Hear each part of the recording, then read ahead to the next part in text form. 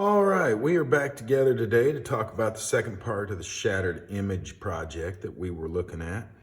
And what I have here now is I have the drawing from the first step with our dragon that we had. And then I went through in marker in Sharpie and I put in the break pattern across the top of it, the overlying pattern of the break. Then we talked about how each section had to have its own little formula where we start to move lines based off the distortion we're getting from the broken mirror. So you can see how this one over here has stepped up. Every line in this area has moved up from where it originally was. Same way with this one. But if we go over here, this one moved in. So I've got all that broke down now, and we're going to start to talk about shading.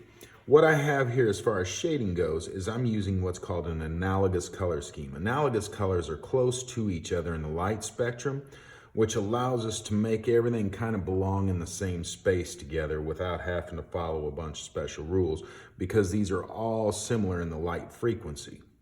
So we have red, blue, violet as my analogous color scheme right along the bottom of the color wheel. And you can see where I've started to shade in with some of my violet to create some of my shadow areas, and where I've started to shade in the eye. Now, the other two colored pencils that I have in here besides my analogous color scheme are my white and my black. And I used black over the top of the red here. You can see a full saturation black, and then you can see what it looks like when we start to blend over the top with it. So what I did is what's called an overdrift over the top of this that allowed me to get a darker shade of red. And then I took this white pencil and I started using it as a blender, because that'll blend this color together really well here where I've drifted the black over the top of the red. So let's go ahead and get into this a little bit further. I'm going to start to shade some of my highlight areas. I'm going to start to shade some of my mid-tone areas, just so you can see how our shading has to line up with the same program as what we did here with our line work. So if I start here and I start shading this guy,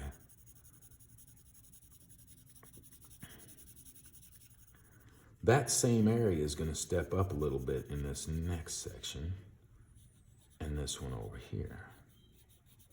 So we have to keep our shading consistent with what we've been doing with our line work. I'm going to come in here, I'm going to start to highlight that a little bit more with this lighter color of blue along the edges.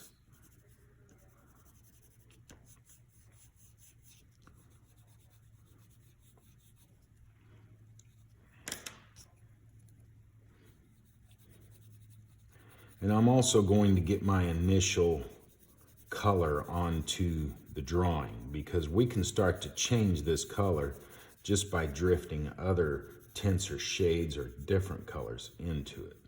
So I'm going to pull this down around this corner here, bring this guy down a little bit more.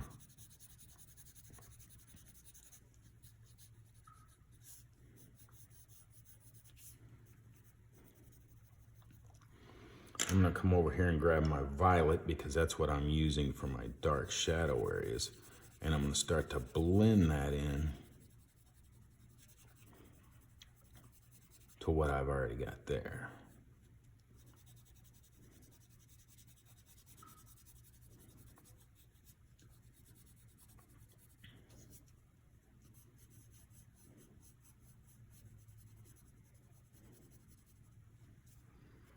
So we can see how this is starting to develop here for us now.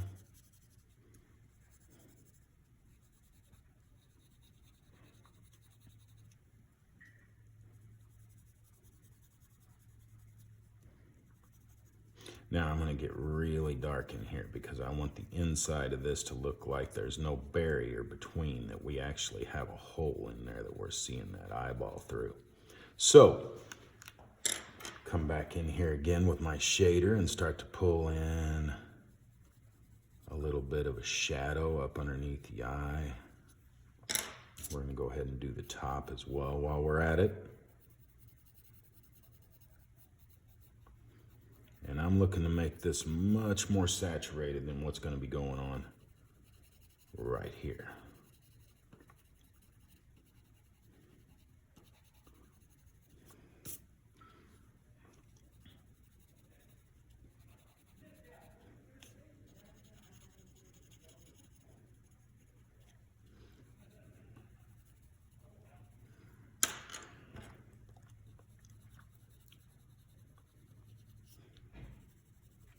And you can see how I'm starting to use these different colors that are close to each other in the light spectrum to start to get a blend that goes between my purples and blues a lot.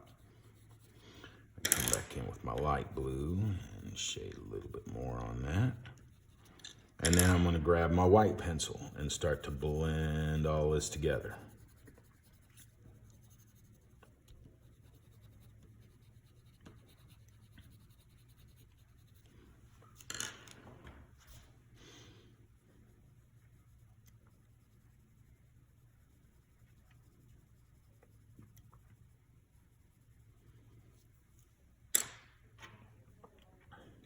Pull some of that back out with an eraser to make it very, very subtle.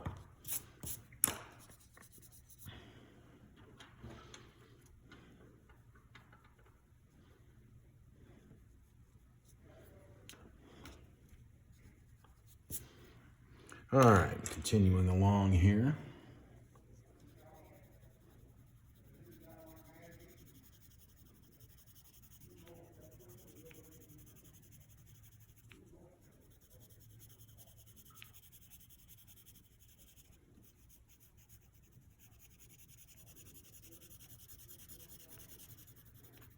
I'm using pencil control to get my darks and lights the way I want them with this same color as well. So by how hard I'm pushing or how lightly I'm pushing, I get a lot of variation on my light or darkness, or my key.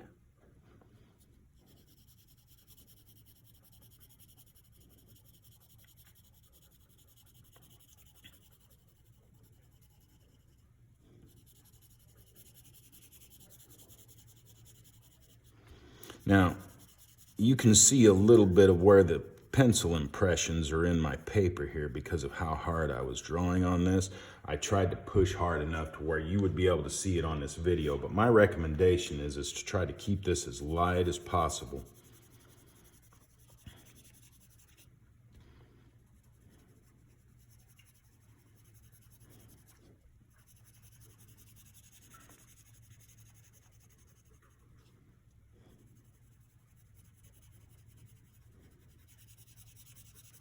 But we're starting to see now how this is going to start blending.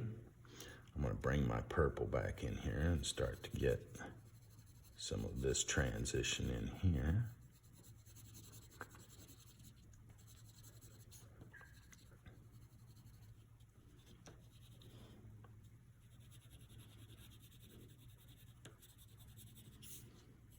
And I'm just going to keep shading this whole image this way.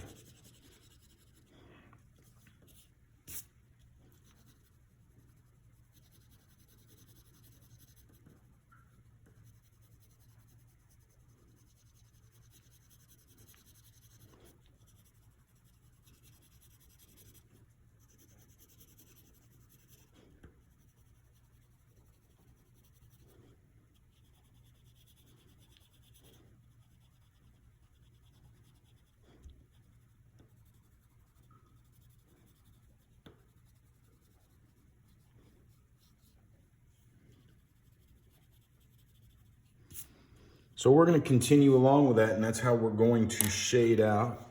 I'm going to come back in here again now that I have my highlights in there, and I'm going to blend a lot of this together with my white pencil.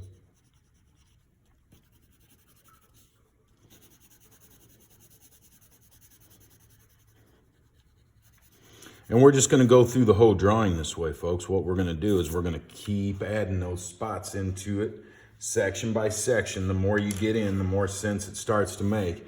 Even if you drop a little bit of value into everything first and then go back and start getting your actual shading in where you know where everything's at really well. That's what I'm going to go ahead and do here with some of this, is I'm going to get a little bit ahead of where I'm actually working here, just to kind of get an idea of where everything's at and what it's going to look like. And I'm just going to keep going along here, because the more I do, the more this is going to start to make sense.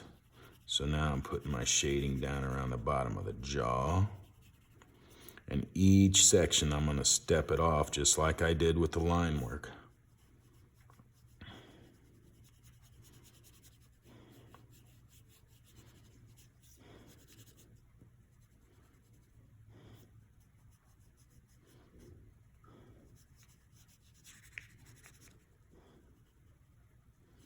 So any questions on it, give me a holler, but this is where we're going with it next, is we're gonna shade everything in and we're gonna keep moving things around based off of where our line work is. Now our shading has to move the same way. Any questions, holler.